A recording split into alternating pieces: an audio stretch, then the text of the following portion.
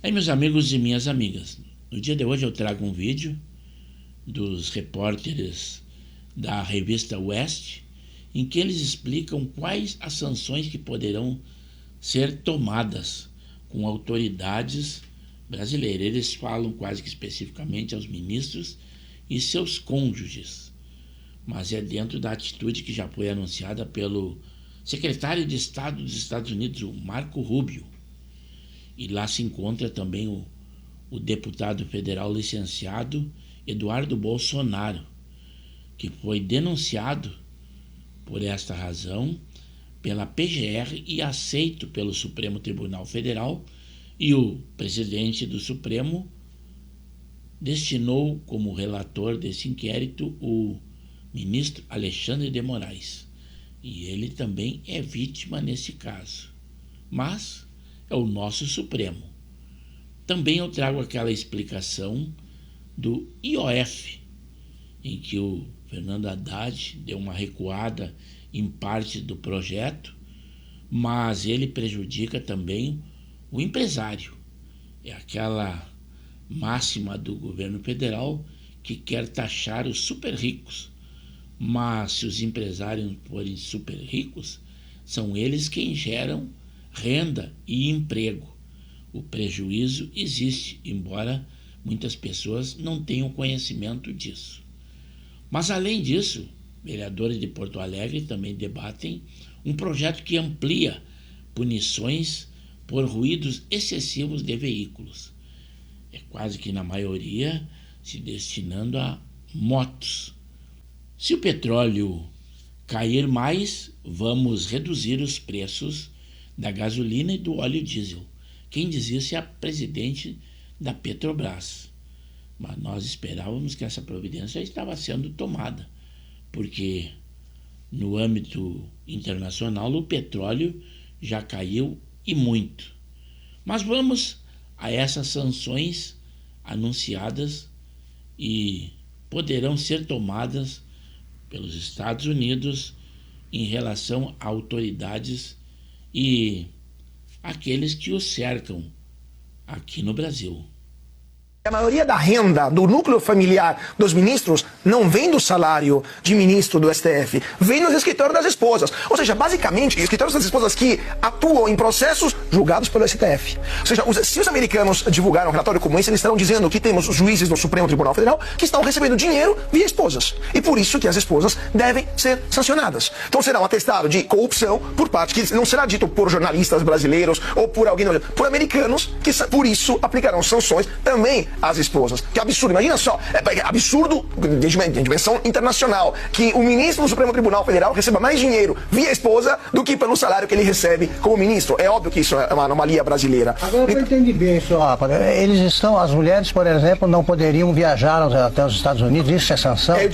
Isso é o menos, Augusto. Não poderiam ter cartão de crédito, nem no Brasil, porque todos os cartões de crédito, as bandeiras são americanas. Então o cartão de crédito Visa, Mastercard, American Express, utilizado no Brasil com o banco brasileiro, não vai funcionar mais. Os bancos brasileiros que têm atividades econômicas em território americano ou que fazem transações com os Estados Unidos não vão poder abrir contas aqui no Brasil para essas pessoas. O Banco do Brasil tem uma sede em Miami, o Itaú também tem uma sede em Miami, o BTG Pactual, todos os bancos brasileiros têm uma sede em Miami. Além disso, qualquer empresa, eles não podem nem ter conta no Netflix, nem o Netflix pode ter.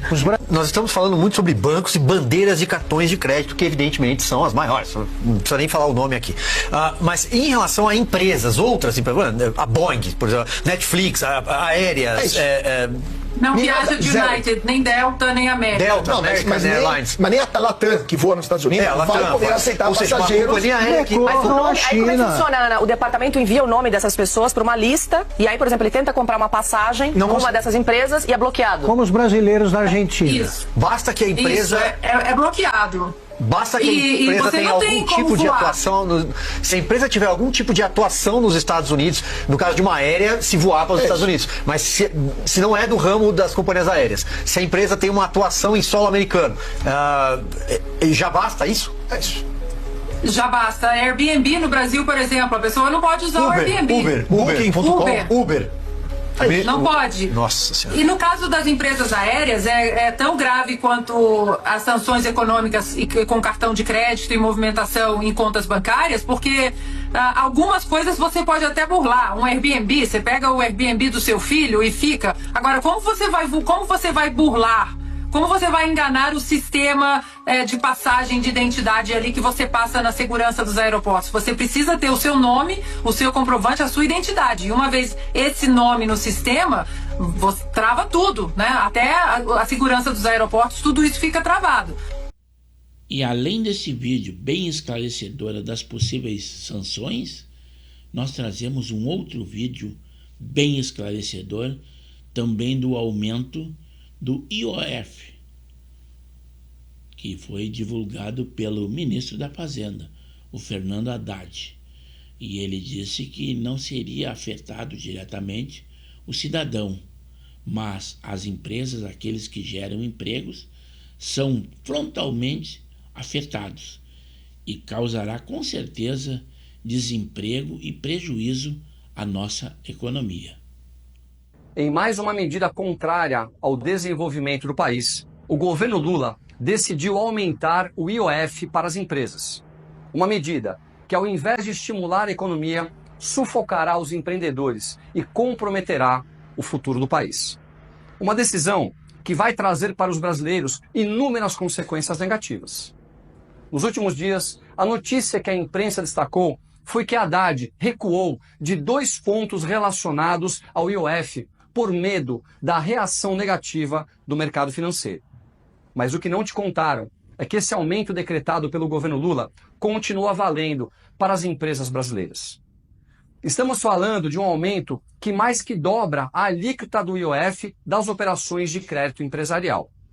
Em um cenário de fragilidade econômica, o governo Lula escolhe dificultar ainda mais a vida dos empreendedores.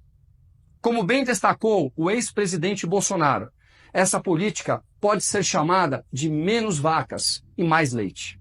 Uma tentativa absurda de arrecadar mais às custas de quem realmente produz e gera empregos. O decreto do Bolsonaro de março de 2022, que visava zerar gradualmente o IOF até 2028, era um passo na direção correta.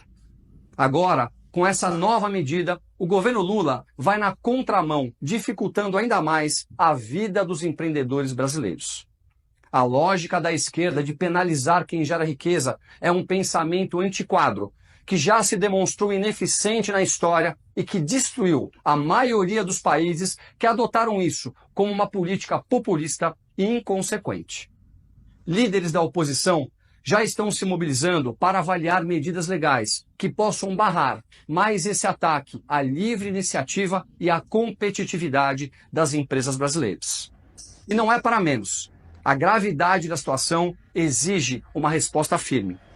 Precisamos lembrar que o crescimento econômico sustentável depende do fortalecimento das empresas e não de suas desestabilizações. O caminho para a recuperação econômica não é aumentar impostos, mas sim criar um ambiente favorável ao empreendedorismo. Precisamos de um governo que trabalhe ao lado dos empreendedores e não contra eles. Assim, é crucial que todos nós, cidadãos e empresários, nos unamos contra essa medida que pode trazer consequências devastadoras para a nossa economia. É hora de exigir que o governo adote políticas que realmente apoiem quem gera emprego e renda no Brasil.